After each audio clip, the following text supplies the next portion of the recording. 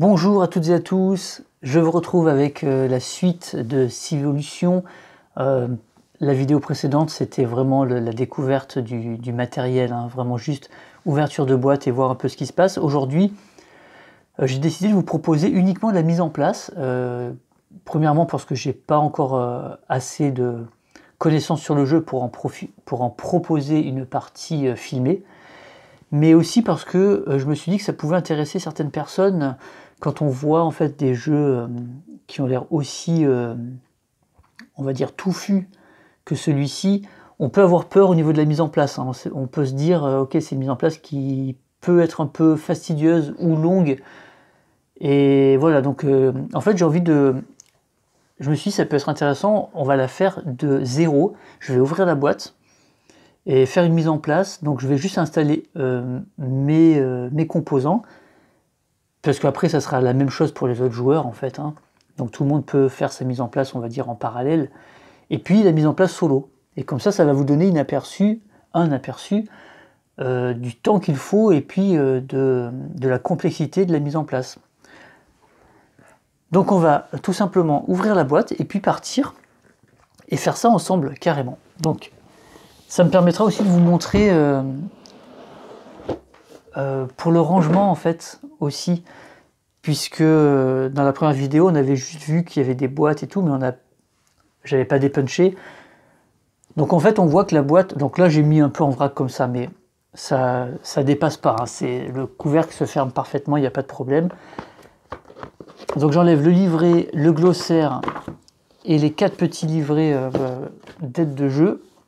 Donc on a les sachets en fait, hein, les sacs avec dedans différentes tuiles, donc c'est assez rempli, hein. Voilà, donc ça je vais les mettre de côté.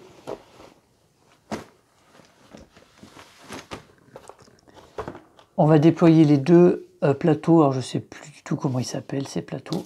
Il y a pas mal de vocabulaire dans le jeu. Et vous voyez, voilà, quand on... Ça je crois qu'on le voyait déjà dans la première vidéo, mais voilà, une fois qu'on a enlevé les plateaux et les livrets et les sacs, il nous reste en fait les éléments pour créer le plateau de jeu, le territoire, on va dire, le terrain. Après, je vais prendre les 2 boîtes pour les éléments joueurs. Donc là, finalement, si je vous montre ce qu'il y a à l'intérieur, c'est tout ce qu'il faut pour un joueur. Donc il y a 2 tuiles comme ça, les dés, et puis tous les éléments à la couleur. Donc ça c'est très cool, hein, parce que ça permet de gagner du temps, de ranger facilement. Ensuite il y a le boîtier où il y a les cartes, toutes les cartes du jeu. Hop, j'arrive pas à le sortir. Et puis une dernière petite boîte où finalement on met pêle-mêle tout ce qui reste. Donc c'est des petits éléments, voilà, donc c'est pas du tout gênant. Ensuite il me faut une console pour moi, parce que l'automa lui n'en prend pas, et le reste je vais le mettre de côté, on s'en servira pas dans cette partie.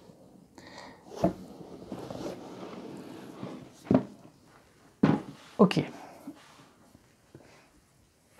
Donc du coup, autre point positif, on peut ranger la boîte verticalement évidemment, puisque tout est dans des boîtes. Donc pour ceux qui rangent les jeux comme ça dans leurs étagères, c'est aussi un bon point, ça a été prévu pour. Il y a beaucoup de bons points dans ce jeu, hein, je peux vous le dire. Tout a été bien pensé, c'est assez incroyable. J'ai relevé juste des petites erreurs dans le livret de règles, des petites fautes de frappe, on va dire. Des fois il manque un mot, des fois il y a un mot en trop. Voilà, une faute d'orthographe ou de grammaire par-ci par-là, mais franchement, pour la quantité de texte qu'il y a dedans, même si, encore une fois, moi je comprends pas, hein. Moi je l'ai lu une fois le livret, j'ai vu les erreurs. Normalement c'est censé être lu et relu et re-relu, et il y a quand même des trucs qui passent. C'est quand même assez hallucinant, mais bon, c'est comme ça. Donc si on commence, ce qu'on va faire, c'est tout simplement, je vais suivre la mise en place pas à pas avec vous. Comme ça vous verrez vraiment du début de l'ouverture de la boîte jusqu'à le départ de la partie, et ça donnera exactement le temps qu'il faut pour faire une mise en place. Donc la mise en place elle est ici, donc mise en place, la mise en place, elle fait quand même 5, donc 1, 2, 3, 4, elle fait quand même 5 pages, la mise en place. Mais en fait, vous allez voir, c'est pas du tout compliqué. Maintenant, en termes de temps, je ne sais pas, parce que j'ai pas fait attention, donc on va le voir. Donc on nous dit, je vais vraiment détailler, je vais suivre la mise en place, il n'y a pas de tricherie, il n'y aura pas de montage. Alors, on nous prévient quand même, dans la règle, c'est assez marrant, Civolution nécessite une grande surface de jeu, surtout pour les parties à 4, ça c'est clair. Nous vous recommandons au minimum d'utiliser une table de 130 par 90. 130 par 90, parce qu'en fait c'est les tailles d'une table à manger en fait. 90 de largeur sur 130, non, les tables elles sont plus grandes, les tables de salon. Si dans votre salle à manger vous avez une table normale, je pense que c'est... Oh, ça pourrait être quoi les tailles? Putain, j'ai un doute maintenant. 180 par 90? Je sais pas. Mais là, 90 de large, moi, ça me paraît très peu. Vous allez voir quand le jeu va être posé. 130, c'est quasiment la largeur de ma table. Donc ça je suis d'accord. 130. Parce que moi, sur 120, j'arrive pas à mettre tous les éléments comme il le montre ici, en fait. Moi, sur ma table de 120 de large, j'arrive à mettre ça, sauf qu'il préconise en plus de mettre les pioches des cartes ici. Et moi, ça passe pas. Donc 130, effectivement, si on rajoutait 10 cm, ça passerait. Mais du coup, il propose aussi de les mettre en dessous du plateau.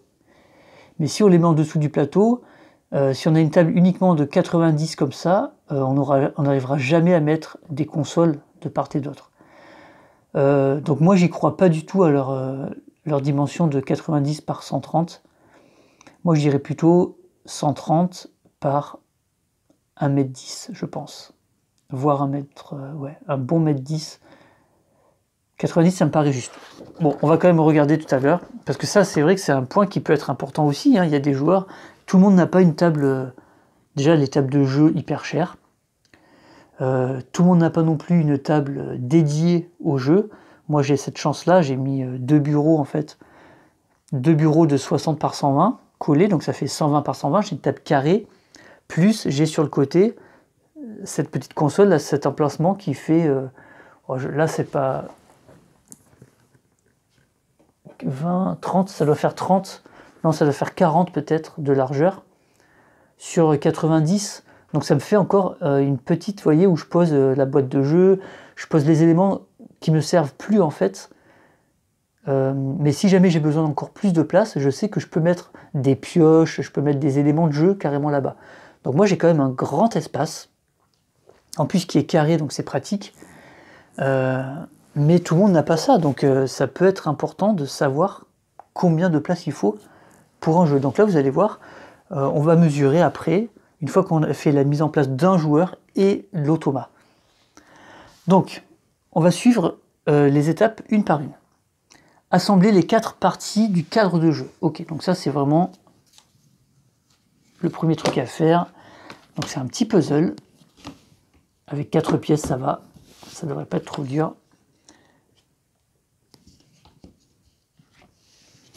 Tac et tac.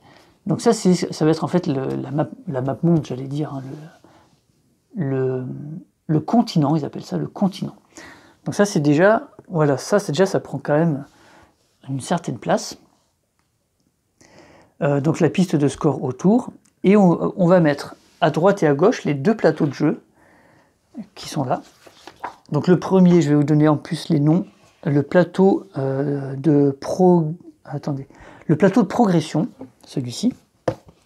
Le plateau de progression, donc on a le tableau de chasse ici quand on va aller chasser, des éléments à récupérer, les pistes de progrès, donc avec les différentes technologies, prestige, connaissances, construction, culture, et puis la piste à suivre pour le décompte de points final.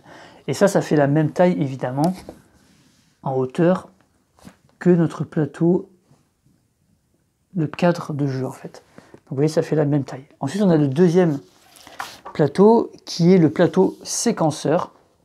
Donc là, c'est là où on va suivre donc toutes les parties, toutes les phases de la manche.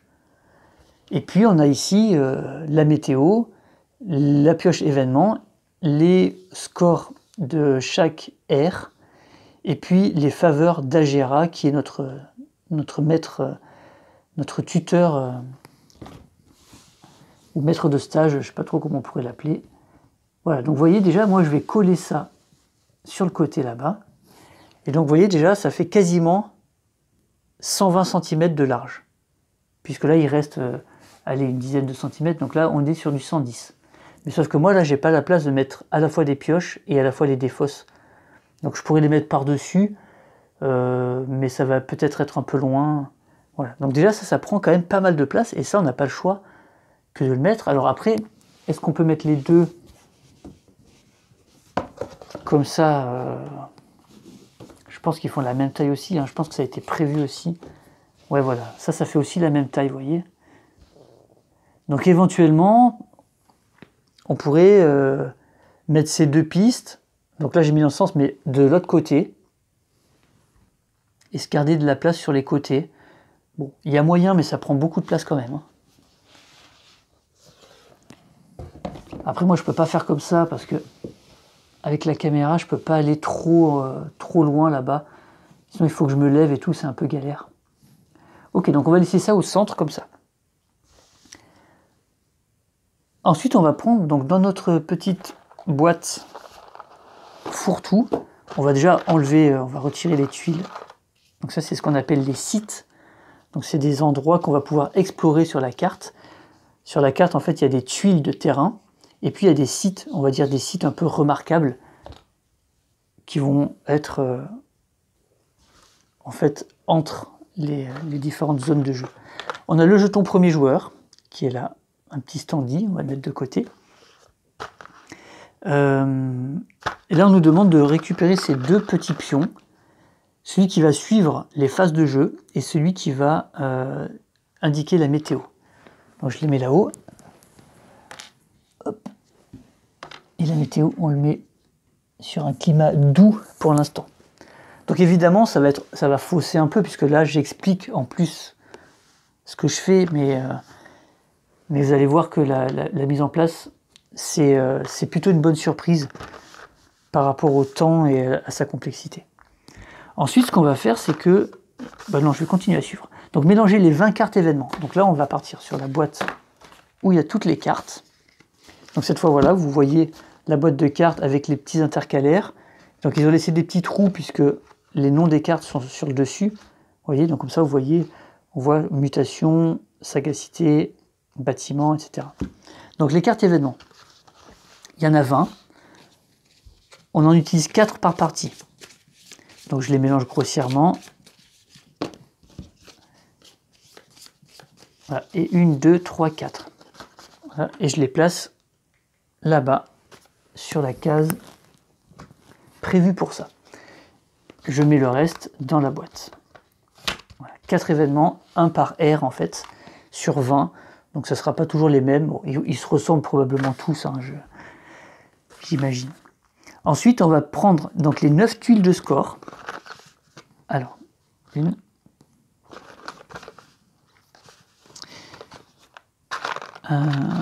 2, 3. Je devrais peut-être tout verser, ce sera plus simple. Attendez, je vais sortir les tuiles point de vie, 100 points de vie. Je vais... Donc, 4, 5, 6, 7, 8 et 9. 9 tuiles de score. Ok. Donc on nous dit, piochez 4 de ces tuiles et placez-les au hasard sur les 4 cases de la zone de score des aires. Ok. Donc en gros, en fait, à chaque fin d'aire, donc on joue le jeu pendant 4 aires, à chaque fin d'aire, on va marquer des points par rapport à ce qu'on nous demande. Il ne faut pas oublier que la thématique de ce jeu, c'est qu'on passe un examen. Et donc, on va nous demander, on va nous juger sur quelque chose, en fait. On va nous noter sur quelque chose. Donc là, par exemple, la première, ça va être à la fin de la R1, on va nous noter, on va dire, sur le niveau technologique de notre civilisation. À la fin de l'R2, on va nous noter sur le niveau de construction, pardon, de notre civilisation. Ensuite, la troisième R, on va nous noter sur le niveau de prospérité. Voilà. Et puis la quatrième R, on va nous noter sur notre niveau, cette fois, de connaissance. En gros, c'est quoi? C'est tout simplement, sur ces pistes ici, donc là on retrouve en fait, vous voyez, connaissance, construction, technologie. Donc on va regarder en fait les joueurs qui sont, on va marquer des points par rapport à notre niveau. Voilà, donc c'est une orientation pour la première, pour chaque R, on va savoir vers quoi on va s'orienter. Et donc, on met ces tuiles ici, donc fin de l'R1, on va prendre notre niveau de technologie et on va le multiplier par 5. Celui-là par 4, celui-là par 3, celui-là par 2. Voilà, donc ça donne des orientations, des objectifs à court terme. Donc là, ça rapporte quand même 5 points par niveau. Donc on a peut-être envie, sur la première R, de monter autant que possible sur cette piste-là pour marquer le plus de points possible, évidemment. Alors, ensuite, donc, du coup, j'explique en même temps un petit peu le jeu, mais... Hop, voilà. Ensuite, donc là, on en a pris 4 sur les 9, donc il nous en reste 5. Ensuite, on nous dit, on en pioche 3 au hasard parmi les 5 qui nous restent. Donc, je vais prendre, hop, je ne regarde pas. 3 au hasard. Donc ça veut dire qu'il y en a 2 à chaque partie qui ne sont pas utilisées. Et donc on va les placer cette fois pour le scoring de fin de partie. Donc là on voit qu'on a la culture, on a l'évolution et on a la conquête. Donc là cette fois on va sur la partie ici qui est au moment où on va compter les points en fin de partie. Donc culture, en fait vous voyez pour chaque élément de jeu, donc là je vous ai déjà noté technologie, prestige, connaissance, construction, culture. Donc là on est sur des choses qu'on connaît très bien dans les jeux de civilisation. On va avoir ici l'évolution. Donc là c'est vraiment l'évolution génétique de notre civilisation. Sa prospérité, donc ça va dépendre de la quantité de ressources, de nourriture, d'or qu'elle va accumuler. La population, tout simplement la taille de la population, et la conquête, le nombre de territoires sur lesquels on est présent. Et donc pour chaque type, on a des points de victoire qui vont être associés à notre niveau. Ben là en fait c'est des modificateurs. Donc par exemple la culture, au lieu de nous rapporter 1 point par niveau de culture, ça va nous rapporter 2 points par niveau de culture. Donc ça va être aussi des pistes à privilégier. Pour l'évolution, c'est un x2, et ça c'est un x3. Voilà. Donc en fait dans ce jeu, j'ai l'impression que ce qui va être assez compliqué à mettre en place, ça va être de déterminer une stratégie, parce que vous voyez, il y a les 4 R qui vont nous rapporter des points par rapport à certains niveaux, mais le calcul final, c'est, enfin, à chaque fois c'est des trucs différents, donc il va falloir, je ne sais pas du tout pour l'instant s'il va falloir privilégier une piste et essayer d'aller le plus haut possible, ou taper dans plusieurs trucs à la fois, je ne sais pas. Ok, ensuite, on prend les pions avec les 100 points de vie. On va les mettre sur un emplacement réservé. Mais on va aussi s'en servir pour cacher certaines choses. Parce que de l'autre côté, en fait, il y a des tuiles, ça s'appelle des tuiles obstruction. Et donc quand on joue à 2 ou à 3, il y a certains éléments de jeu qu'il va falloir réduire. Donc par exemple, à 3 et à 2, il y a une piste ici, donc c'est la piste des succès en fait. Donc là c'est pour 3 joueurs et pour 4 joueurs, donc on enlève. Donc il y aura moins de choix ici. Et puis il y a ici sur justement la zone de la phase d'action. Évidemment, plus on est de joueurs et plus on va faire d'action. Donc là, nous, à 2 joueurs, on va cacher, on va s'arrêter plus tôt en fait. Voilà. Donc ça c'est, moi j'aime bien le côté malin d'utiliser des jetons recto verso. Comme ça ils ont un double usage. Voilà. Donc en gros ça veut dire qu'à 2 joueurs on va faire nos actions 1 fois, 2 fois, 3 fois, 4 fois, 5 fois, et ici on va sortir. Alors qu'à 3 joueurs on aurait continué jusqu'à là, et à 4 joueurs on aurait continué jusqu'à là.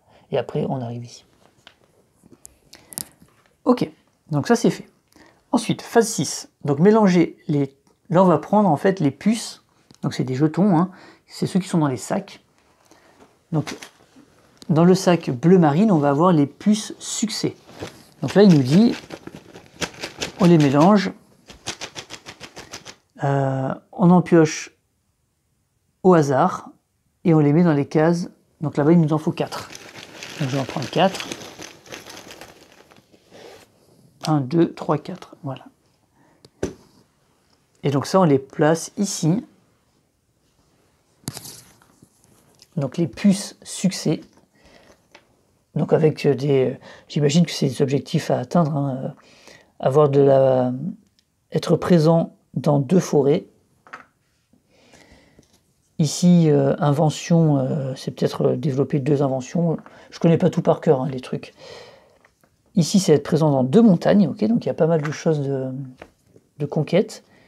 Et ici, dextérité, avoir développer 2 fois, je pense, évoluer en dextérité 2 fois. Je pense que ça doit être ça. Tout est absolument détaillé dans le glossaire, donc il n'y a aucun doute possible, je pense, sur la signification des tuiles. Ensuite, on fait la même chose sur les tuiles revenues, donc cette fois, c'est le sac blanc. Donc il y a 25 puces revenues. Donc là on en pioche 3.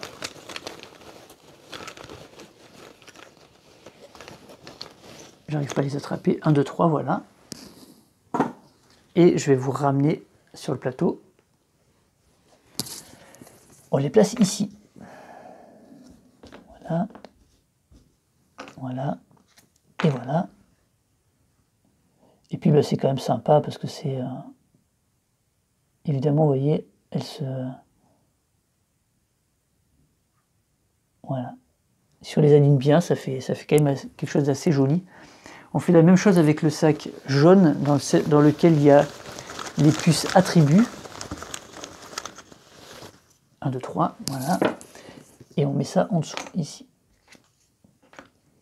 Donc là, je ne vous explique pas ce que c'est, parce que j'en ai absolument aucune idée. À quel moment on les prend, à quoi ça sert, tout ça, je ne sais pas. Donc là, on s'occupe juste de la mise en place. Voilà.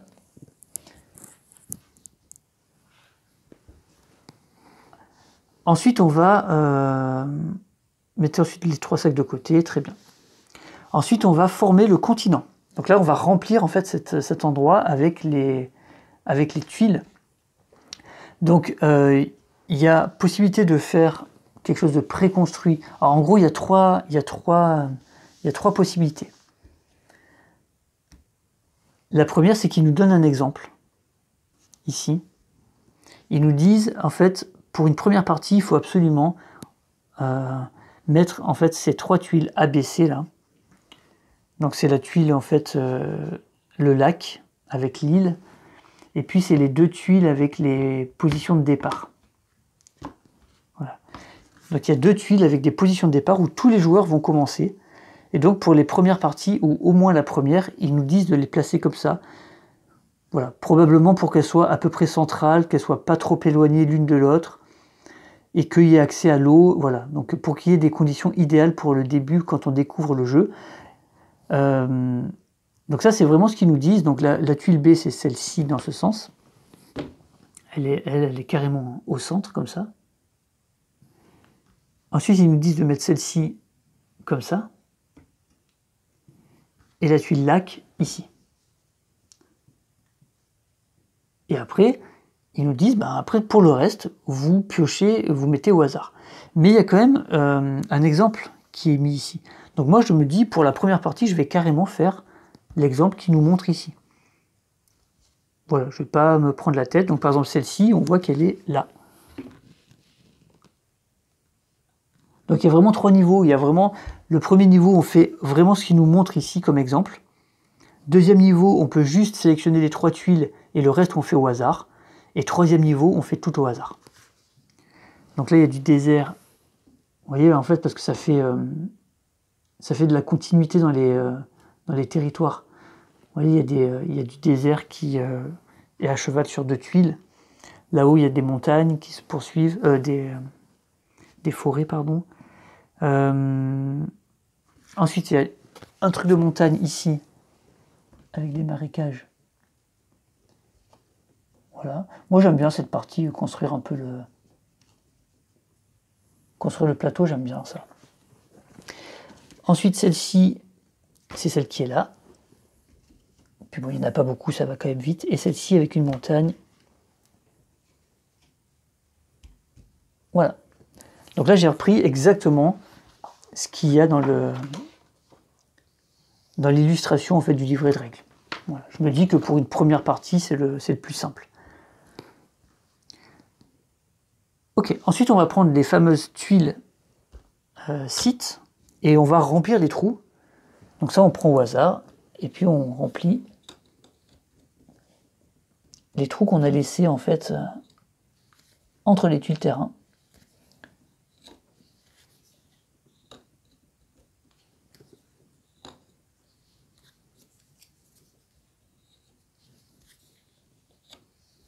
Donc vous voyez, il y a quand même un petit peu de manipulation, il y a des choses à mettre en place, mais honnêtement, moi c'est la deuxième mise en place que je fais pour vous montrer.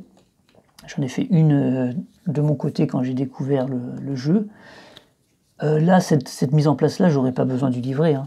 C'est tellement simple, en fait, il faut juste mettre les bons éléments sur les bons emplacements. Donc on est vachement guidé, tout est simple.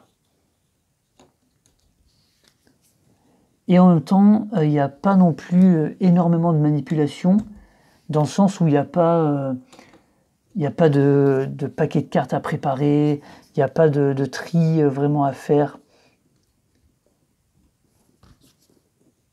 Il n'y a pas énormément de préparation, je trouve. Donc ça, c'est quand même agréable. Ok. Ensuite, on va prendre les tuiles ressources. Donc, alors, les tuiles ressources, c'est des petits jetons. Hein. Donc, ils sont par type de terrain, évidemment.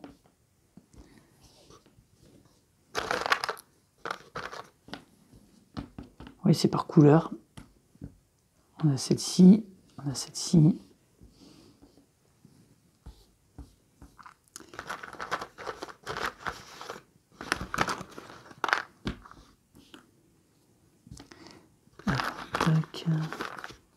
Là, on va avoir du désert, là, on va avoir de la plaine, de la forêt, de la montagne, et ça y est, j'ai tout. Très bien. Donc on nous demande de récupérer ces 18 tuiles, donc il y a 6 types de terrains différents, 3 ressources par type de terrain. Et la première chose à faire, c'est de prendre celle des zones de départ. Donc on a une zone de départ, je vais vous approcher un peu. On a une zone de départ dans la prairie ici, et une zone de départ dans la forêt ici. Donc on va aller chercher dans la prairie le papyrus, et donc on va la mettre directement en fait sur la case départ ici. Hop. Donc ici on sait qu'il y a déjà du papyrus puisque les joueurs vont commencer ici. Ensuite on va dans la forêt, on va chercher du bois et on va mettre tout de suite du bois. Les autres ensuite on va les mélanger et on va les mettre sur les autres types de terrain.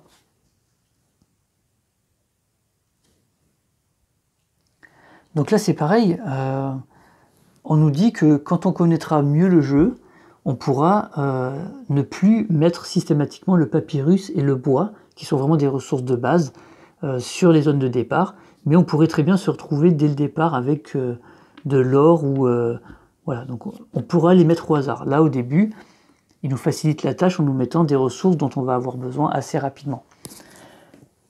Ensuite, le reste, bah écoutez, dans le désert, on va mettre ici. Donc ça, il faudra aller explorer hein, pour savoir ce que c'est. Ensuite, dans les montagnes, il y a 3 ressources aussi. Voilà. Dans les marécages, il y a 3 ressources. Je me demande ce qu'on peut vraiment trouver dans des marécages, mais... Ouais, de l'argile peut-être. Forêt, donc il m'en reste 2. Il faut que je le mette dans les forêts qui restent. Il y en a une ici. Et la deuxième forêt, elle est où? Elle est ici. Ensuite, on a des collines. Voilà. 1, 2. Et la 3e colline, elle est là-haut. Et puis, il nous reste 2 prairies. Une ici et une adjacente au départ ici. Voilà. Donc là, on a attribué aléatoirement des ressources sur chaque territoire. Ok. En respectant le type, évidemment. On ne va pas trouver du fer dans une plaine, quoi. Ok. Allez, on suit. Donc on est déjà à l'étape 10 de la mise en place. Maintenant, il y a des emplacements, même chose pour quand on joue à 2 ou à 3. On va limiter certains emplacements. Puisque, en fait, il y a des zones, en fait, dans les territoires, il y a des zones où on va pouvoir faire des campements. Et donc, c'est prévu sur le plateau pour 4 joueurs. Mais si on joue qu'à 2, ça aurait aucun sens qu'il y ait des campements pour tout le monde. Il faut que ce soit un peu limité. Donc, on va, en fait, là, c'est vraiment très simple aussi, on va juste recouvrir sur le plateau tous les endroits où il y a marqué 3 ou 4 joueurs. Et là, c'est pareil, on utilise ces jetons-là, qui sont des jetons de chasse. En fait, ils ont mis derrière, ils ont mis les types de terrain. Donc, on les retourne et on utilise ce qu'il y a derrière pour cacher. Donc, en forêt, on en a 2 à cacher. On a ici et ici. Donc là, on a une autre forêt, donc où il y a un truc à cacher. Ensuite, là-haut, il y a une colline à cacher ici. Ici, il y a un marécage à cacher. Ici, il y a une prairie à cacher. La prairie de départ, c'est pareil, il faut enlever 2. Ici, il y a un marécage à cacher. Ici, il y a une colline à cacher. Et je crois que j'ai rien oublié. Je fais un petite vérif. Dans les montagnes, il n'y a rien à cacher dans les montagnes, non. Ok, donc a priori, on est bon. Voilà, donc en fait, on enlève des camps, des campements, des endroits où on va pouvoir s'installer pour qu'il y en ait, vous voyez, qu'il y en ait moins, en fait, hein, forcément. Donc on s'adapte au nombre de joueurs. Et voilà, je trouve ça assez... c'est assez malin, encore une fois, le jeu est très malin. Hein. Voilà, on utilise, voilà, on cache comme ça, et puis on utilise des jetons qui ont un double usage. Donc c'est des jetons de chasse, on va les poser là-bas. Voilà. Ok, donc une fois qu'on a fait ça, on va prendre maintenant les dés qu'on va pouvoir récupérer. Donc la même chose, à 2 joueurs, on prend 2 dés blancs et 2 dés roses. C'est donc les dés qu'on va pouvoir ajouter à notre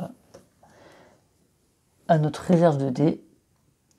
Donc on en met 3 quand on est à 2 joueurs, on en met 4 quand on est à 3 joueurs, et on en met 5 quand on est à 4 joueurs. Voilà, c'est hyper simple, tout est bien placé.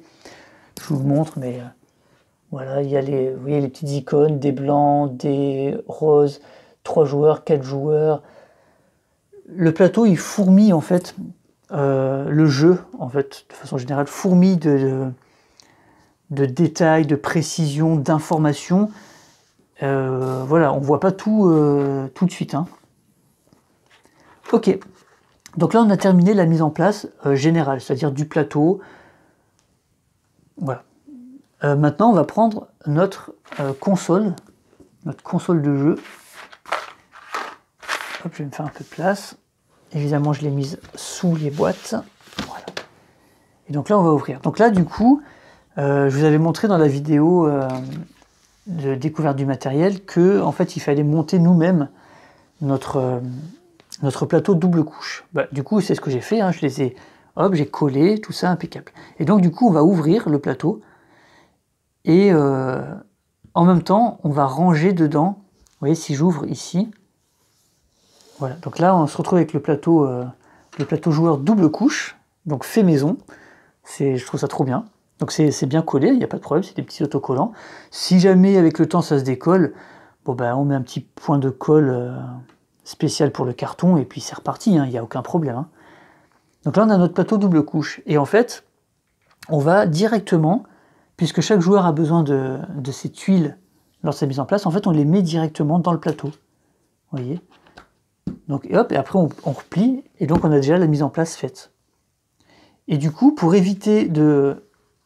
Parce que comme ils sont sur le côté droit, pour éviter d'ouvrir le plateau n'importe comment, ils ont mis ici, attention, pour éviter une défaillance du système, ne pas ouvrir la console de ce côté.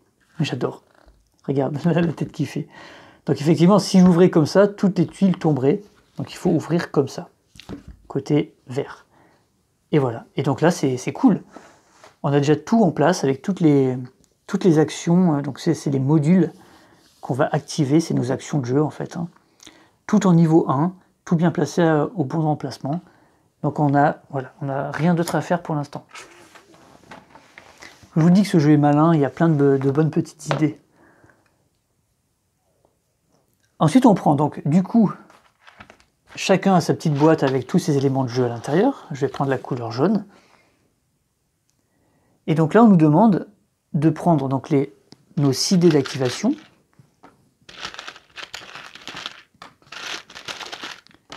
Un dé du destin, le rose.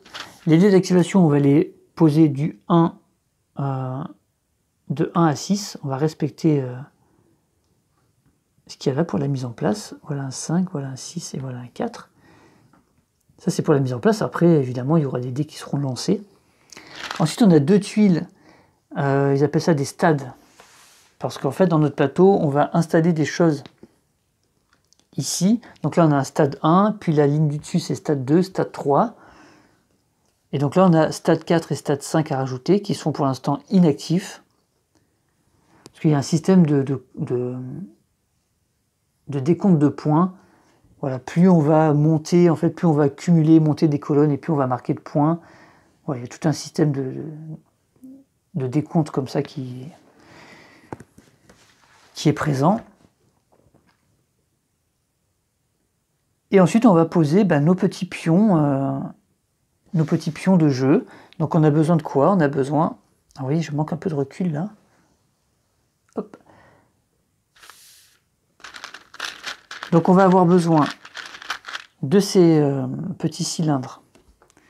On va avoir besoin de ces éléments qui représentent des colonies. On va avoir besoin de ces petits éléments qui représentent des fermes. On a celui-ci qui représente un bateau. Donc des bateaux, il y en a 2. Des petits cylindres, il y en a, je crois, au moins 7. Voilà une autre colonie, des colonies, il y en a 4. Voilà une autre ferme, des fermes, il y en a 3. 4 colonies. Voilà. Tac. Il me manque une ferme. Où est-ce qu'elle est? Évidemment, c'est pas évident de trouver les trucs là-dedans. Voilà. Donc on va placer donc sur notre plateau, hein, tous les emplacements sont prévus évidemment. Les colonies, elles se mettent ici, dans notre plateau double couche. Les fermes, elles vont se mettre sur le côté là-bas. Voilà. On va mettre, je ne vous voyais pas, mais on va mettre nos 2 bateaux ici, dans les emplacements prévus, pareil. Ensuite, on va mettre nos petits disques là, sur toutes les pistes en fait, hein, tout simplement. Donc on va en avoir un sur chaque piste, est-ce que vous voyez là? Est-ce que vous avez vraiment besoin de voir? Vous avez les pistes ici de développement, donc on va mettre, il y en a 5. Voilà. Ensuite, on se met sur la piste de score sur le 0. Et le dernier, c'est tout à droite, sur la piste, la faveur d'Agera. On se met sur le 0 aussi. Ok, ça c'est fait. Ensuite, on récupère. Donc là-dedans, on a maintenant nos tribus et puis les marqueurs. Donc les marqueurs, c'est ce qui va nous servir pour indiquer plein de choses, en fait. Si je le pose ici, ça devient une ressource. Si je le pose à un autre endroit, ça devient autre chose, etc. Donc c'est des marqueurs génériques qui vont prendre, en fait, selon leur emplacement, ils vont prendre une forme, une valeur différente. Donc on commence avec à placer 2 tribus, donc sur les zones de départ, ainsi que 2 marqueurs. Donc on a besoin de ça. Ensuite on va prendre 2 autres marqueurs qu'on a besoin pour les bateaux. Ensuite on va prendre 4 autres marqueurs pour la piste de réinitialisation qui est là. Donc ça je vais les mettre directement. Là, il y a 4 petites pistes. Voilà, réinitialisation. Et ensuite, ben c'est tout. Ensuite, il faut prendre ces cartes de départ. Et puis voilà. Donc il nous reste donc nos tuiles, nos tribus. Donc zone de départ. Donc chaque joueur en fait choisit une des zones de campement, mais pas celle où il y a un feu. Donc là, à 2 en fait, il n'y a que 2 emplacements, donc on se met là et là, donc il n'y a pas d'avantage l'un ou l'autre. Et puis chaque joueur met sur la zone où il est un marqueur. En fait, quand on met un marqueur comme ça veut dire que il correspond à la ressource de cette région. Donc là, ici, on a du papyrus. J'ai un marqueur ici, ça veut dire qu'ici, j'ai du papyrus. Ouais, j'ai ma tribu, elle est allée dégoter, trouver du papyrus, mais il est ici. Il n'est pas stocké, il n'est pas utilisable. Il est encore sur le terrain. Et avant de pouvoir l'utiliser, il va falloir le transporter et le stocker chez nous. Donc du coup ici. Et donc du coup ce jeton là, une fois qu'il passe ici, le papyrus est donc stocké, il est bien dans nos entrepôts. Et donc là on va pouvoir l'utiliser pour construire par exemple. Donc tant qu'il est là, c'est juste par exemple après une action de production ou de récolte, je ne sais pas comment elle s'appelle, on va récolter la ressource de la région ici. Voilà. Et donc les joueurs commencent avec ces jetons-là. Ensuite, il nous reste deux marqueurs à placer. On va les placer sur les bateaux. Parce que les bateaux, en fait, c'est assez particulier. Ils ont une forme qui permet, en fait, de mettre une ressource dessus. Les bateaux vont pouvoir transporter des ressources, mais aussi transporter des tribus. Donc on va pouvoir se déplacer. On va pouvoir déplacer 2 tribus par bateau. Et on construit des bateaux avec des ressources. Hop. Donc on met ça ici, je remets ma tribu dans mon campement. Et voilà, donc la mise en place est quasiment terminée, il ne nous reste plus qu'à choisir nos cartes maintenant. Et donc là, encore une fois, il y a 2 possibilités. Soit on part sur quelque chose de préconstruit quand on découvre le jeu, soit non. Donc là, je vais faire la partie préconstruite. Donc on a besoin d'aller chercher parmi les cartes recherche. Donc il y a 5 types de cartes recherche, donc les inventions, les mutations,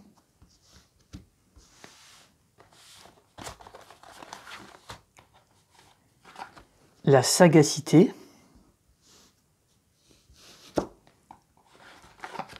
les bâtiments et les exploits. Ensuite, on a un petit paquet de cartes qui s'appelle marqueur de départ. Donc ça va être ce qui va donner la petite asymétrie de départ. Donc là, comme c'est préconstruit, en fait, on va chercher. Il y en a qui sont numérotés de 1 à 6. Donc vous voyez, 1, 2, 3, le 4, il l'a. 1, 2, 3, 4, 5, 6. Donc soit on fait un deck, enfin une main de départ préconstruite, et donc on choisit une de ces 6 cartes. Soit on fait au hasard. Donc moi je vais prendre par exemple la 2. Ok, la 2. Je remets le reste dans la boîte. Et du coup, comme j'ai choisi de prendre le marqueur de départ 2, je vais dans chacun des paquets de cartes, comment on dit, recherche, je vais chercher la carte numérotée 2. Donc dans les inventions, si je parcours les inventions, je vais chercher celle marquée 2. Voilà, celle-ci.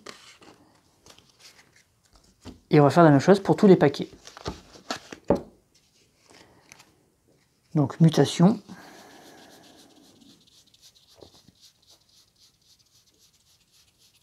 Deux.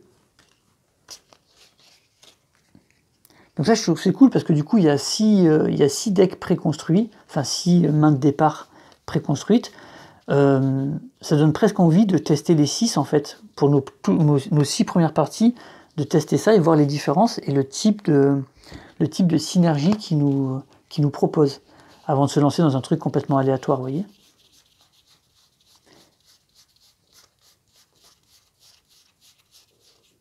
Voilà le 2. Et puis il me reste les exploits.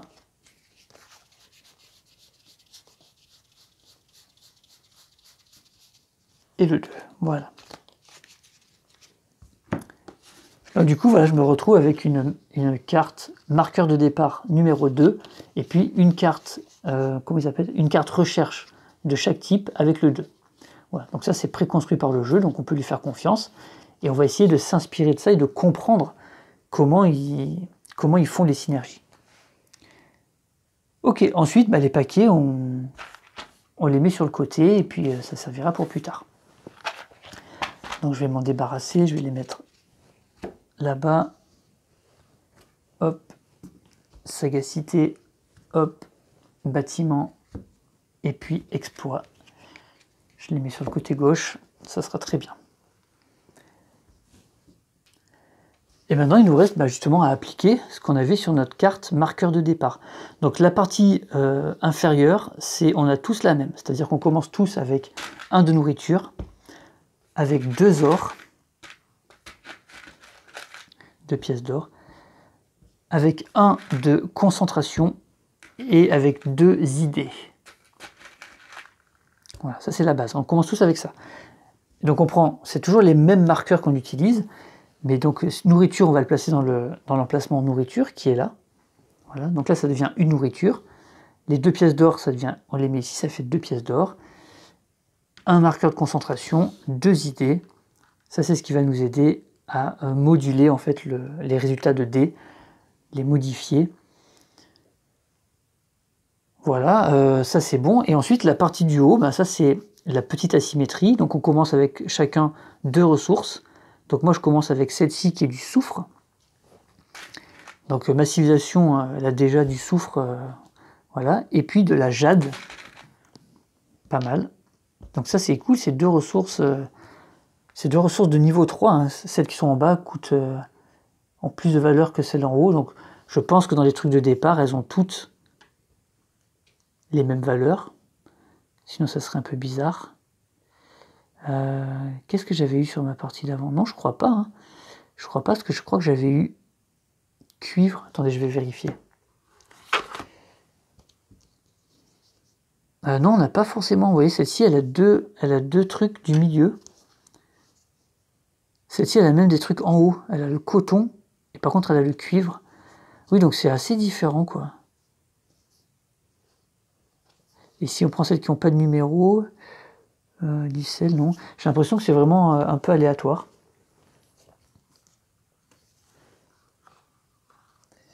Puis au départ. Ok, donc là j'ai peut-être eu de la chance, j'ai 2, je sais pas si c'est bien en fait, mais j'ai 2 valeurs, 2 ressources de haute valeur. Et puis, il me manque un jeton encore. Ensuite, on a, ça c'est au niveau de notre évolution. Donc moi j'ai 1 point en endurance et 1 point en vision. Donc ça c'est ici. Donc endurance j'ai 1, vision j'ai 1. Voilà, donc ça c'est les aspects génétiques de ma civilisation. Très bien, je pense que cette carte, on n'a plus besoin de la garder. Donc ça c'est notre main de cartes, donc qu'on jouera à notre tour. On choisit une première civilisation qui gagne le jeton premier joueur. Et la toute dernière chose à faire, c'est, il y a encore un petit paquet de cartes qui s'appelle les puces de départ. Donc ça, c'est encore un truc, un avantage de départ.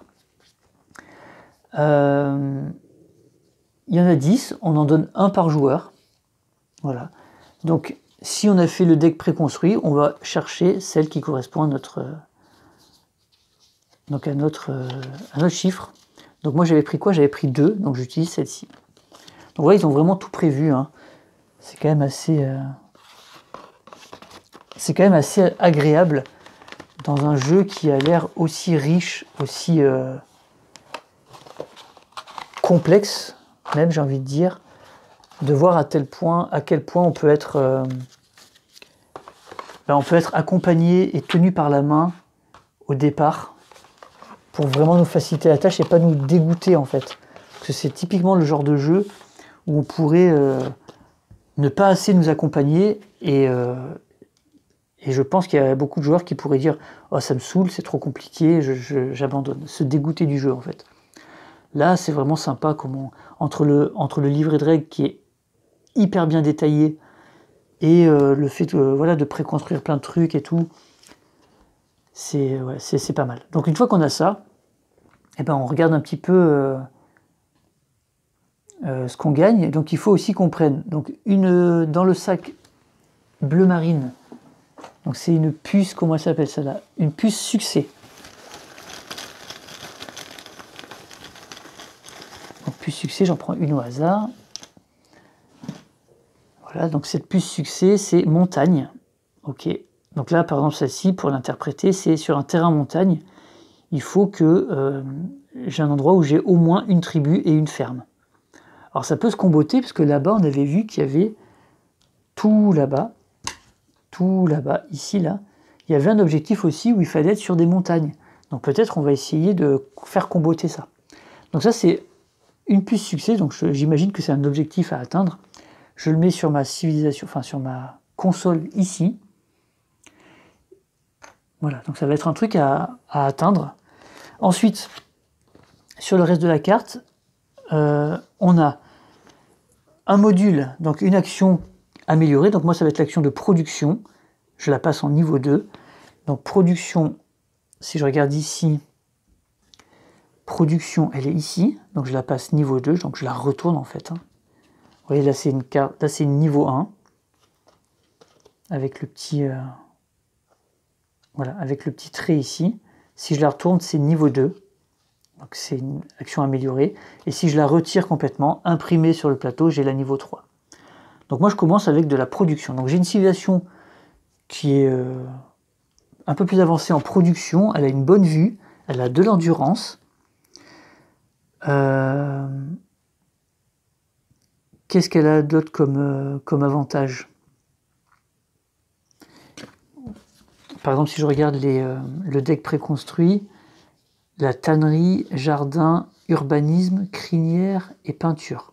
Ok, donc j'imagine que ça a un rapport avec le reste qu'on m'a donné. On verra. Et ensuite, cette carte, on la garde, puisqu'en haut, il y a la partie du haut qui représente une tuile de revenus. Donc c'est un truc que je vais pouvoir gagner lorsque je vais faire des revenus. Et ça, je la glisse ici. Hop, et je laisse apparaître que le tiers supérieur. Voilà. Et donc ça me fait un truc en plus. Et je pense que là, on a terminé la mise en place joueur. Donc évidemment, qu'on soit en solo à 2, à 3 ou à 4, bah, tout le monde fait ça en même temps. Donc là, on ne démultiplie pas le temps par rapport au nombre de joueurs. Chacun, à part le plateau, on le construit, voilà, mais pendant qu'un construit le plateau, il y en a un qui met en place les tuiles. Donc on fait tout, un autre qui met en place les marqueurs de score. Et puis à la fin, chacun met en place son plateau. Et voilà, donc ça, au final, je pense qu'on gagnerait du temps puisqu'on partagerait les tâches communes. Ok, voilà, donc pour la mise en place joueur, vous voyez, c'est... Donc là, la vidéo, elle fait déjà 50 minutes, mais si on n'explique pas, ça va hyper vite en fait. Voilà, on crée notre truc, en plus on peut le créer au hasard, donc ça va plus vite que de suivre un modèle. On met nos trucs départ, on tire les trucs, on les place. On tire les tuiles score, on les place, et puis sur notre plateau, on met nos petits machins, on tire nos cartes, et puis c'est fini, quoi. Donc ça va vraiment vite pour un jeu de cette envergure, de cette ampleur. La mise en place est très rapide. Et donc là, je vais passer à la mise en place de l'automa, et vous allez voir que ça va très vite aussi. Donc ce que je vais faire déjà, c'est que je vais ranger toutes les cartes qu'on n'a pas utilisées. Ça, on n'en a plus besoin. Donc je vais ranger tout ça. Hop, je garde à disposition les 3 sacs pour faire du tirage. Je n'ai plus non plus besoin de ces dés, enfin de ça en fait, parce que ça c'était les dés pour quand on est plus de joueurs, et puis les tuiles de score qui ne sont pas utilisées, donc ça c'est pareil, j'en ai plus besoin. Je peux le remettre dans la boîte. Ensuite, donc comment on installe l'automa, donc ça on se rend à la page 38 du livret de règles.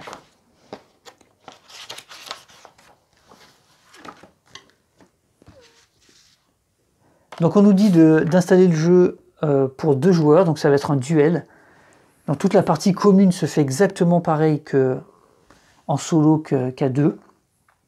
L'automa, lui, il n'utilise pas tout ce qui est relatif aux joueurs, puisque lui, il a ses propres trucs.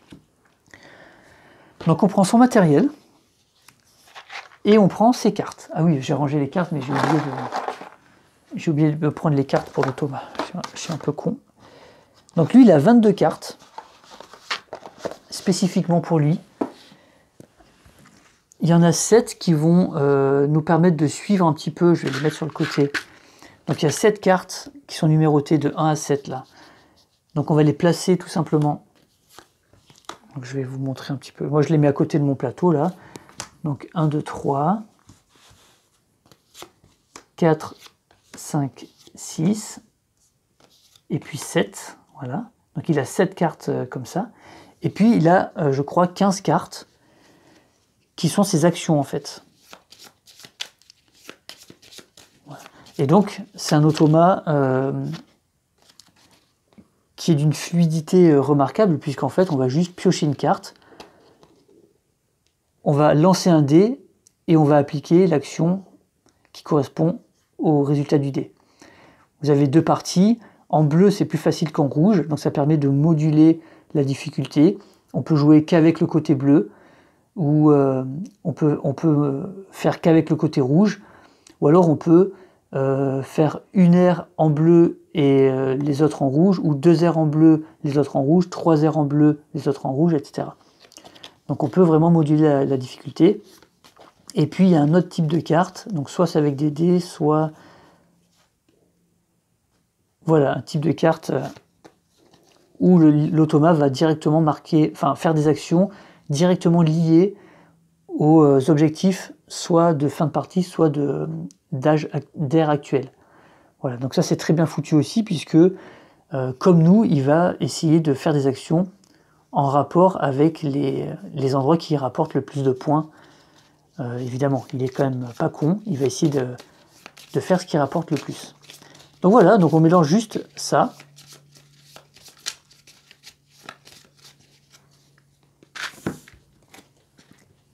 Et puis on prend ces pions, donc là je vais le faire jouer avec les jetons noirs. Donc lui, il y a juste, parmi les jetons, il y a juste certaines pièces qu'il ne va pas utiliser. C'est les 2 bateaux, les 3 fermes, les 4 colonies et 5 tribus. Ça, il n'utilise pas, il n'en a pas besoin. Par contre, tout le reste, non, ça non plus, il n'utilise pas, parce qu'il n'a pas de plateau.